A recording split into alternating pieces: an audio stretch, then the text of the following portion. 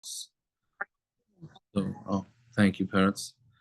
Um, again, we're learning Lila Nishmas Yehuda Shimon Zechron Baruch ben Yeshua Yosef Moshe Mordechai Chana Zechron Baruch ben Reb Chaim Yitzchak Zev and Aryeh Leib Zechron Baruch ben Yeshua Adam Zalman and Neshama Shem and Aliyah, and for Schus for Klal Yisrael.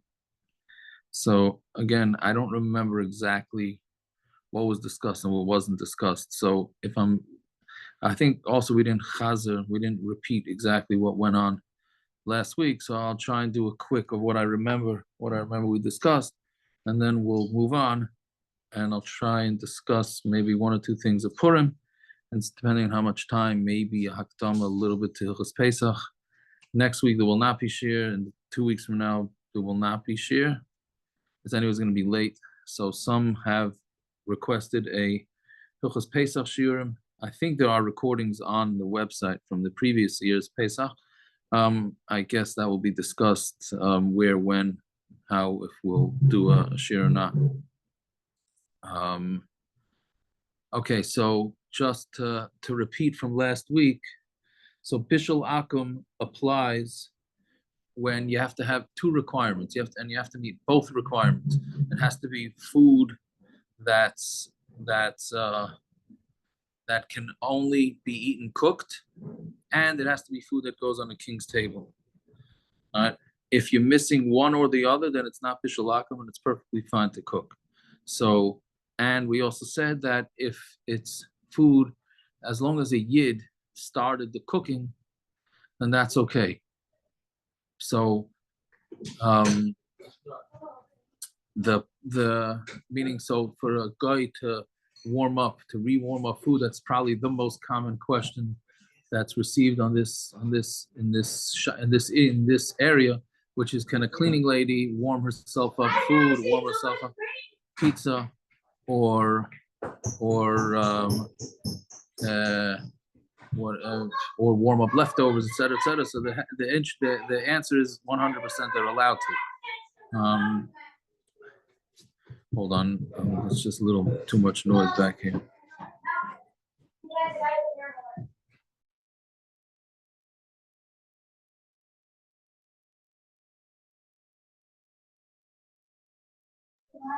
Okay, I'm sorry. So that's that. Now, what a situation that could sometimes happen is somebody puts up, I don't know, for some reason it happens with soup, maybe on an Erev Shabbos or on a Thursday, and somebody puts up a soup, a yid puts up the soup, and then the guy comes to clean the oven, so she shuts off the oven, and then the stovetop, I'm sorry, and then turns it back on and puts the soup back on, or she takes off the soup and then puts it back on the fire. So the question is that a problem or not? So if the food is already a third cooked, then it's certainly not an issue. That's considered cooked enough. Same way for Shabbos, a third cooked or a half cooked is considered cooked. So for Bishul Akum, it's also considered cooked. If it was not a third cooked, then she shut off the fire and then turned it on again, or she didn't shut off the fire. She took the pot off the fire and then put it back on. So then you'd have to ask a shaila. Then you'd have to ask a shaila of exactly what to do. Right. Then we said also the big mistake that people make with Bishul Akum is they think that since everybody knows that if a yid turns on the fire, so that makes it not Bishul Akum, at least for Ashkenazim. So then they think that if a guy turns on the fire, it's for sure Bishul Akum. That is not the case. If a guy turns on the fire and the yid does the cooking, that's way better for these halachas. That's a way better option than a yid turning on the fire and a guy cooking. Because according to Sfardim, a yid putting on the fire and a guy cooking does not work. According to Ashkenazim, it works. According to Sfardim, it doesn't work. But a guy putting on the fire and a yid cooking is way, way better. So that's one big misunderstanding. Now, as I think we discussed, yes, halachically, it's true that a guy can warm up food for himself, like frozen pizza. That's also okay because it was cooked by a yid. and reheating leftovers and making grilled cheese. We said is what to rely on to make. So that's all fine, but the problem is that the guy does not know halachas of Bishul Akum. I think we did say this, right?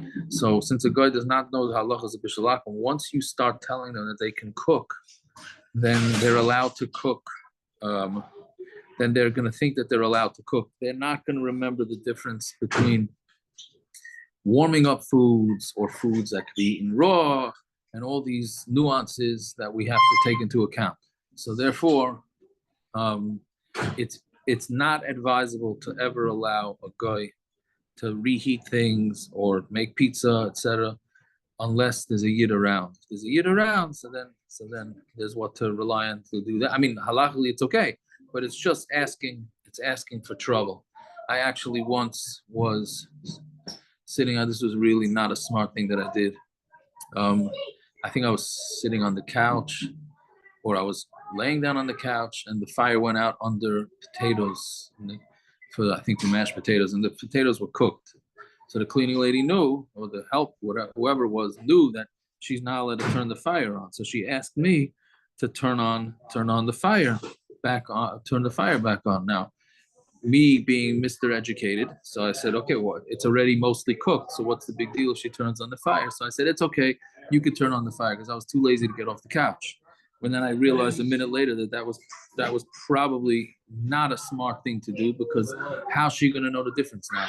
All she's going to remember is that I one time told her that she could turn on the fire, right? I don't think we've had a problem since then. I hope we haven't had a problem since then, but that was just something that was not a smart thing to do. So we have to use our proper judgment when allowing things, meaning sometimes it can be dangerous to be educated.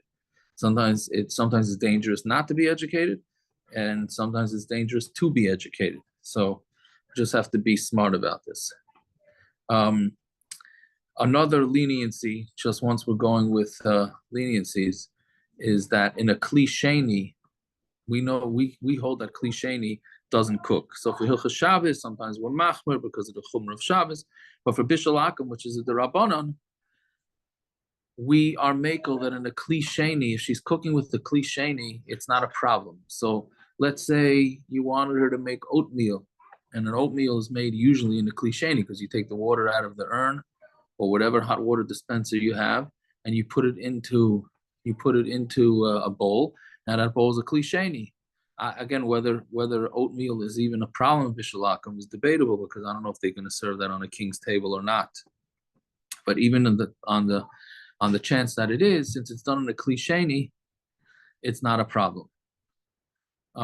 Microwaves is the most poskim of machmer that microwaves is considered cooking, because really the cooking that the Chachamim made a takana with, like we said, we're worried about marrying intermarriage with this. So cooking with fire is like a more higher class way of cooking. Cooking with a microwave may not necessarily be like that. I can't imagine they're ever serving food at a king's table that was microwaved. But poskim say that we look at microwave as if it's cooking, and therefore a guy microwaving food would be a problem.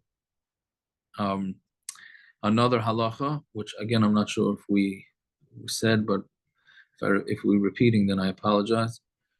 Even if the guy cooks for you and not for herself, meaning if a guy cooks for herself, we understand that that's Bishul Akum. But even if she cooks for you and not for herself, that's also Bishul Akum. Right? Now there are a couple of leniencies that we don't paskin like, but I don't know if it's important to know them. But when you ask a shaila about Bishul Akum, and this is why you always ask, because even if the guy by mistake cooked something, etc., whatever the situation is, and you seemingly to your knowledge, it seems like would be a problem, but there are leniencies that we can combine, and we can combine all sorts of leniencies, which can be a little bit confusing, but we'll just say a couple of them just for the knowledge to know about, which is there's an opinion that there's no Bishul Akum when it's in a Yid's house. If it's in a Yid's house, there's no Gezerah. And when you think about it, it makes sense, this opinion, because the whole reason that we're not allowed to eat food cooked by a guy is because we're afraid of intermarriage. Well, and meaning, why is it going to be intermarriage? Because I go to the guy's house and the guy makes me good food and I'm very happy with it and it makes you feel closer, etc. Right? But if it's in my own house and the guy's cooking in my own house, why am I going to feel indebted to the guy? Now, we don't paskin like this. Let's make that very clear. We don't paskin like this shita. However, it's a shita that's out there. So we will use it as a combination. If there's a bunch of reasons to be makel, then we'll use it as a combination to be allowing things. Another similar leniency is that if it's done by an employee of the yid, then there's an opinion that also is not a problem. And again, using the rationale that it's because of intermarriage, you're not going to feel indebted to somebody who is being paid by you to cook in your house, or even not in your house, but is being paid by you. Meaning, if they voluntarily do something for you, so then you feel close to them. But an employee, you may not feel close to. That, again, we don't paskin like, and especially nowadays, that it only works with an employee, sort of like a slave, who is totally under your jurisdiction and can't leave whenever they want, etc. That we don't have that nowadays, meaning the cleaning ladies that we have or the help that people have can walk out of your house whenever they want. So therefore, that's not considered real control. However, these are leniencies that we will rely on if necessary. The classic example of this would be if you have the elderly who have an aide, and an aide in the house needs to warm up food for the patient. So if there could be a yid around, so great, but sometimes you don't have that luxury. It could be the middle of the night and that type of thing. So, and a lot of times it's just in a microwave. So basically we would use combinations of leniencies. One, it's in a yid's house. Two, the person is being paid by the yid. Again, we don't paskin like these things, but it's a derabanan, so we're allowed to have this. We have a lot of leeway in order to be more lenient. So again, one, it's an employee by you. Two, it's in the yid. It's in the house of a yid. A lot of times it's a microwave, and it's for a chayla. So because of all that, then we would allow it. Like for another example is, let's say Shabbos. This happens a lot in the hospital. If a woman's in a hospital and has a baby, so she wants to eat hot food on Shabbos. So usually she's considered a chayla sheyesh ba sakana, so you're allowed to ask the guy to heat up food. Right now, most of the time the food was pre-cooked anyway, so it's really not a problem. But let's say theoretically a woman decided that she needed, or any patient in a hospital decided they needed a hot food that would be Bishul Akum. So the halacha is that you're allowed to have it because it's a chayla sheyesh ba sakana. So the question is, what about after Shabbos? Can you eat it after Shabbos? Because you could have somebody else recook it. So there's a machlokes, but many of the opinion that you can eat it. Certainly the patient could eat it, because once it was mutter for them, it stays mutter for them. All right, so we are more makel with these type of things. So this does come up for those that have elderly that need help. So we'll just that's good. It's good information to know.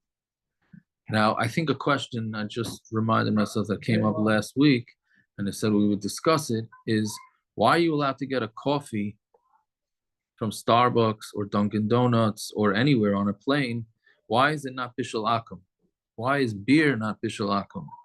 Right? You can't you can't eat coffee raw. And coffee certainly gets served on a king's table. So why is it that coffee is not Bishul Akum, right? It should be Bishul Akum. Same thing with beer. Why can you have beer without a hechsher? And even those that give a hechsher to beer, they don't make sure to turn on the vats or however it is that they cook the beer or the schnapps, whatever it is. They don't have a guy, they don't have a yid turning them on. So why are you allowed to have coffee? And to be honest, this is going to be a chumrah. There are opinions that say, serious opinions that are brought on the page of Shulchan Aruch. It's not brought in Shulchan Aruch itself, but there are opinions that say that coffee is also to be had because it is Bishul Akum. And according to those opinions, the whole Starbucks question, Dunkin' Donuts, airplanes, it's all out the window because they hold that coffee is Bishul Akum. That is not the psak. That is absolutely not the way we paskin, and we paskin that there is no bishul akum on coffee. And the reason for that is what is the bracha on coffee? So the bracha on coffee is shahakol. It is not ha'etz, even though it comes from a coffee bean. So therefore, it's the same way the bracha is shahakol, because we go with the majority, which is water. So therefore, we go the majority, it's water for bishul akum too. And as we know, water can be had raw. It doesn't need to be cooked.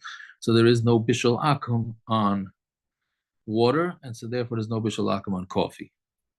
I don't know if that's a helpful thing to know or not, but it's just a little bit of the background. I do know, I heard of Rabbanim that will not drink coffee from Goyim because of Bishul Akum. But again, that's not the psak. The practical that we could take out of this is that there is absolutely no problem, and this question does get asked fairly often. It's absolutely not a problem for a guy to fill up the hot water urn. You're running late on Shabbos, you want to fill up the hot water urn, the guy, meaning before Shabbos, you want the guy to fill up the urn and plug it in. That is not a problem, because its water can be had without being cooked. So since it could be had without being cooked, cooking it will not make it into Bishul Akum. Okay, so I think that's enough of Bishul Akum. If anybody has any questions, please post it. Now, wine, I don't think we discussed wine. I think maybe we discussed it parenthetically. So wine, there's a lot of misunderstanding with wine, and people think that they leave the guy alone with the wine, then it becomes automatically a problem. That is not true. Yes, you should not leave again, of course, we're talking about bishul, we're talking about non-mavushal wine.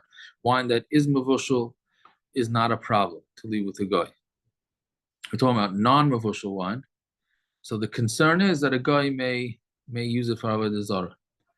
So lichatchila, you should not leave the wine alone with the guy unless you put a seal on it. Just the cap is not a seal, but if you write a Hebrew letter across the cap on the bottle or put a piece of tape on it, then that's considered a double seal, at least for this. And then that would be okay. But if you did leave it, so as long as the guy knows that they cannot drink the wine and knows that they can't pour the wine, and they're scared that you may come home at any time, so therefore your wine is going to be okay. So so that usually takes care of most of the wine issues in a house, and most of the time the wine is okay. Even if the wine is not sealed, the way that a guy makes it usher is either they actually touch the wine with their hand, or they pour it. Just moving the wine bottle is not a problem. So if the guy is cleaning the refrigerator and there's non-mavushal wine in there, or cleaning a cabinet, there's non-mavushal wine in there, then that moving is not going to make it usher. It's a very common question, not that the door of the fridge has the wine on it and the guy opens the door of the fridge. That's not an issue. That's not an issue at all. So that's basically wine. And again, most of the time wine will never become usher. Just parenthetically, an interesting point. So people are always worried about not religious guests pouring the wine, especially by the Seder. I guess we can, this will be a segue into a little bit of Hilchos Pesach. And people are so worried if they have people that are not religious by the Seder to make sure they stay away from the wine. There's nothing wrong with an irreligious person touching wine. The only issue is an irreligious person pouring the wine. If they pour the wine, then, and here's a big difference between a non-religious person and a guy. A not-religious person pours the wine. The only wine that's going to be usher is the wine that's in the cup. But the wine that's left in the bottle is going to be kosher if it was poured by a non-frum person. If it was poured by a guy, then even the wine left in the bottle is a problem.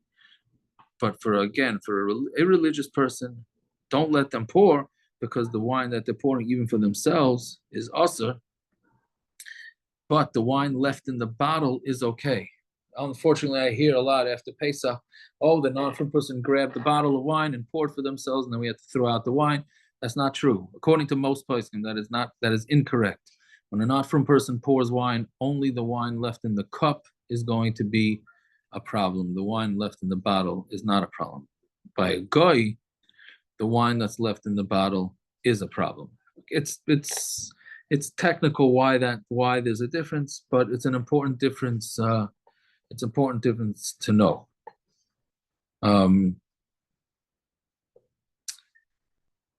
Now, I don't know if we discussed. Did we discuss ways of making sure that a guy is going to be scared? I don't know. We'll discuss it anyways, just to just to make sure.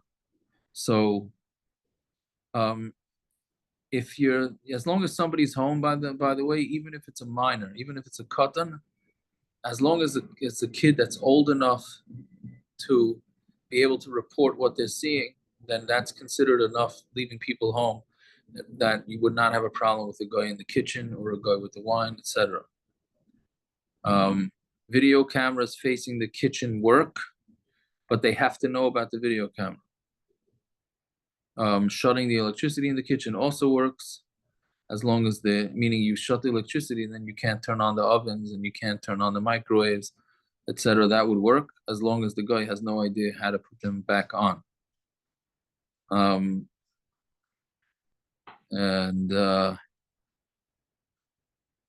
What else? That's basically the ways to, and the video camera, by the way, does not have to be recording. Right? As long as they know that somebody could log in whenever they want, then that's enough to keep them scared. Again, the main thing, you have to just make sure that they're scared. Is it a problem for the wine cup? No, it's since Yayin Nesach is cold, it will not make the wine cup treif. Oh, so on that note, I don't remember, did we discuss that if a guy does cook, I don't think we discussed it. If a guy does cook, then it's a machlokes whether utensils are treif. Maybe we did discuss it. Okay, but I apologize. I'm a little bit all over the place. If a guy did cook in your utensils, the most common case is eggs, right? So then the utensils is better to kasher it. But there are a few leniencies. If necessary, you don't have to. Normally, when you're kashering, you have to wait 24 hours to kasher the utensil. That you do. That if necessary, you need the utensil right away. You don't have to wait 24 hours. Normally, we don't kasher earthenware, but for this, we do kasher earthenware. For Bishul Akum, we kasher earthenware. We kasher earthenware again because it's a machlokes, and we don't. It's not necessarily true that you even need to kasher. So earthenware utensils, we say you could kasher, we have to kasher it 3 times in 3 different waters, meaning you'd boil up water, stick the earthenware in there, take it out, put it in, empty it, boil again, put it in again, and do it 3 times. That would be for earthenware, but again, I don't know how common it is earthenware because it's usually be a cliche, but certainly plastics. I would say even the shitas that say you're not allowed to kasher plastic, which most opinions are that you can kasher plastic, just not for Pesach. There we go. That's another reference to Pesach. Then you would, even for Bishul Akum, you'd be able to kasher plastic. Same thing with the most common thing that needs to be kashered from goyim that I find is the Betty Crocker pizza makers. Right? It's those, like sometimes they'll reheat or they'll cook eggs in there, and that would be a problem. So you can, but so it's lined with material that some opinions say you can't kasher, but most opinions say you could kasher. But for Bishul Akum, certainly you could kasher it. How you kasher? Basically, put boiling water in there and plug it in, and that would kasher it. Plug it in until, I don't know if it will reboil it, but until it gets very hot, and then that would be okay. Another common problem is the cleaning lady takes dairy, usually chicken nuggets, which are cooked, as far as I know, pre-cooked, and then they put them into the milchik toaster. That's a big problem because to kasher a toaster, is really not simple, because a toaster is full of, usually most toasters are full of junk, and you can't really clean them. In order to kasher something, you have to clean it very well. So the only thing is, it's on foil usually. So if it's on foil, the taste didn't necessarily go through. The problem is the top of the toaster.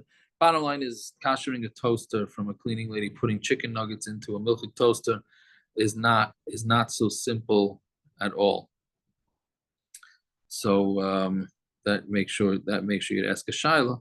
If it's an expensive toaster, so we're going to start, putting in all the combination of leniencies that we discussed before, like it was done in a yid's house, and she's your employee, and maybe it doesn't need to be kashered, and etc. But the problem is that there's two reasons to kasher it for Bishul Akum, but that would only apply if it was raw chicken nuggets, and which I don't think there exists that. But its problem is that kashering it from meat to milk, that's much more of an issue, because we're much more strict with that. So now, so then I almost forgot. Another common issue is yichud with the guy in the house. So yes, there is yichud with a guy between a man, a Jewish man, and a non-Jewish woman, or a non-Jewish man and a Jewish woman. There is a Isser Yichud. However, the Isser Yichud is a Derabanan. The Yichud with a guy is the Rabbanon. It's not a Deraisa. So therefore, there are certain ways that, even though could be machlaiksim, but there are certain ways that we allow Yichud.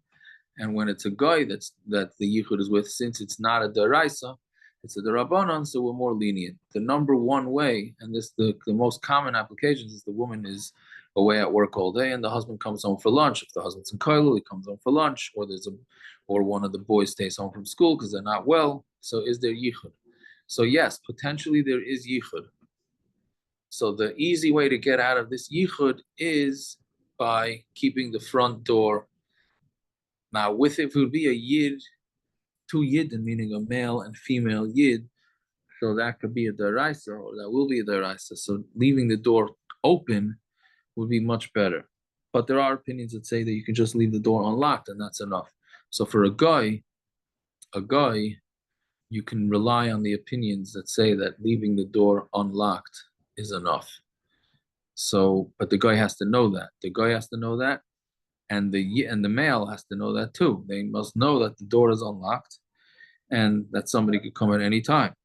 And then that basically will take care of the yichud shilas. That's the most simple way. There are opinions that say if somebody calls in, but that's a real lenient opinion. If one would be want to be relying on that, then you'd need to ask a shilah. Another option is if the male stays in a room with the window shades open and stays within sight of the windows, then that would also be a way of being mekel, but that would depend on how long the Isser Yichud is. Yes. Okay. I think if anybody has any questions pertaining to Goy, then please ask it now. Otherwise, I'll discuss something with Purim, and then maybe a little bit Pesach. I am going to text a link here to a PDF about the halachas of Goyim. You can press that link, or you can text me private for it, or it's on the website. So that's basically it about Goyim. Now, B'nagaya, let's discuss something with Purim. It's the main halacha that people get caught up with. I would love to know where this halacha comes from, and this halacha that people think that you need to have Mishloach Manos needs to be two different brachas. I have no idea where this misunderstanding comes from. It's probably it's probably the number one misunderstanding in halacha that people have, that they think that Mishloach Manos has to be two separate brachas. It's absolutely not true. It can be shahakol, mazonos, hamoitzi, and it does not need to have two separate brachas. So I again that it's between that and the that somebody can use something once before toiveling. Those are probably the two. Those are probably the two biggest misunderstandings in halacha. There's absolutely no source for somebody being able to use something once before toiveling it. Okay, maybe we should have a separate share on misunderstandings and halacha. But those are two big ones. So yell it out from the rooftops that Mishloach Manos does not need two separate brachas. One bracha is enough. And the halacha is, and sometimes we do get carried away with making the Mishloach Manos. The halacha is very clear that it's better to spend money on matanos of yoinim to give tzedakah to the poor than to make big and elaborate Mishloach Manos. However, we do have to understand that Purim is not an easy. It's not a female-oriented Yom Tif, even though they were very involved in the nace, as we know. But drinking and all that, and just basically, you just have to go along with all the wildness that's going on. So women are 100% entitled to use their talents of making nice mishloach manos, and that's their chelik in the Yom Tif. So that's certainly not a problem and should be encouraged. But it should be done. It should be done in a normal way, and just realize that we have to realize that the matanos of yonim is more important than the mishloach manos.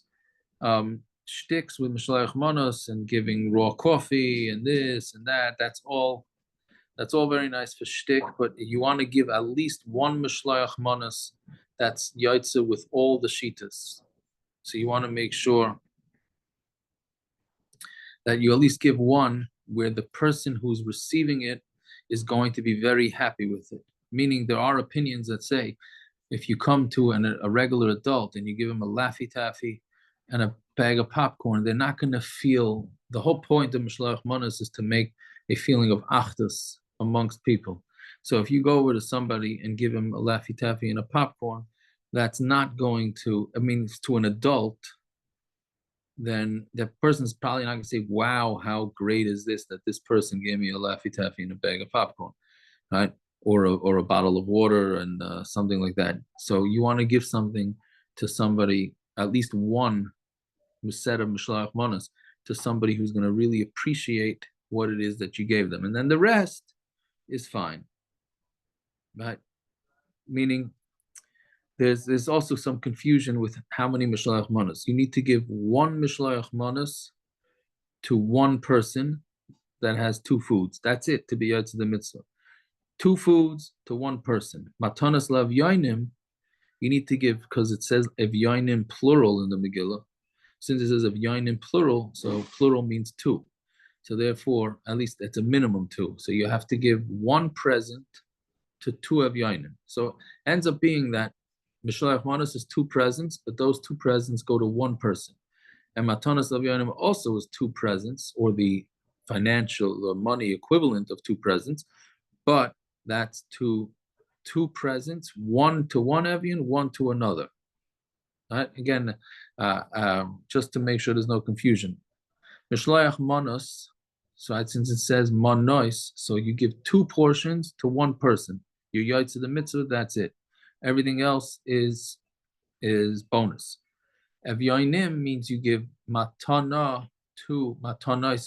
Evyoinim means you're giving one present to two Evyoinim, meaning one present each to two Evyoinim. I hope I'm saying that right. I hope I'm saying that clear. Meaning you have to give to two poor people one present each, and that's basically what's meant to be done on Purim. Okay, so those are two basic halachas that's important to make sure that we understand. Okay, so we'll just it's late and we're changing the clocks tonight, so we'll end in a couple of minutes. But just to get us started with Pesach, we get very nervous at Pesach, especially with Purim coming right before Pesach. We have to know just one basic halacha, and just to remind ourselves, which is basically we know that even the drop of chametz is a problem, right? So that's only in food. There's no problem with having a drop of chametz in your house. Again, obviously it's not preferable, but there is no issue with having crumbs on the floor in the house. It's no problem. Nobody's going to eat it. It's considered disgusting. Even to have crumbs in cabinets, in freezers, refrigerators. The freezers and refrigerators, you're afraid that that crumb will fall in, right? But again, this concept of not having any chametz in your house, the minimum amount of chametz is an issue for eating, not for having in your house. To have it in your house, it will be a problem of having a kizayas of chametz in your house, not crumbs. So, yes, we try and make sure there's not crumbs, but that's all fine, that's all nice, but it's not anything to get stressed out about. We have to be makbid to make sure there's no crumbs in our food, right? And it's in our food that's an issue, but in the house, that's not an issue. So basically, you have to just make sure you don't have you have a kezayas worth of chametz in your own house, but but anything less than that is not going to be a problem. In food, it's a different issue, and even in food, if the chametz goes into your food before Pesach, then it's nullified in 60 the same way non-kosher is nullified all year round in 60, right? Meaning, if a piece of chametz falls into your food on Pesach, it's not nullified even in a billion, and your whole food is not kosher. That's why you got to be very careful, and that's why we're so careful with Pesach. On all year round, if milk falls into your cholent, as long as it's 60 times more cholent than the milk, then you're fine, or the cheese, then you're fine. So that same thing applies to chametz that falls into your food before Pesach. And I get this question all the time by mistake. I took my soup, my Pesach soup, and I mixed it, or somebody else mixed it with a chametz fork or chametz spoon. It's not even a question. It's no problem. You can serve it on Pesach because before Pesach, it's nullified in 60. So it's no problem. So just to be clear, right? When we're worried about even the crumb of chametz on Pesach, that's in food, not in your house. So you don't have to worry.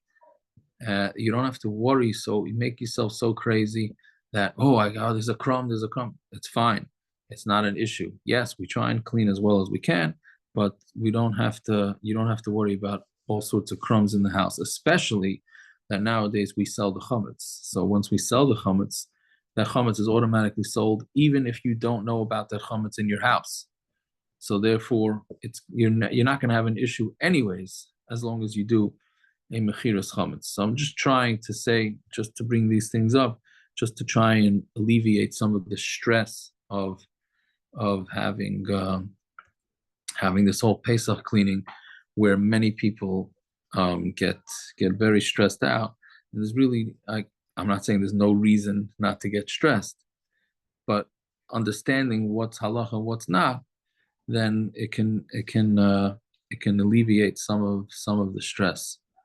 Okay, so somebody's asking here, if you have a non-Jew live in your house over Pesach, they are allowed to eat chametz on your porch. They're even allowed, if they have their own room, they're even allowed to eat the chametz in their own room, and they could have their own chametz. It has nothing to do with you. It's not your chametz, it's the guy's chametz. They could even eat the chametz. I would say they could even eat the chametz on your table in your kitchen.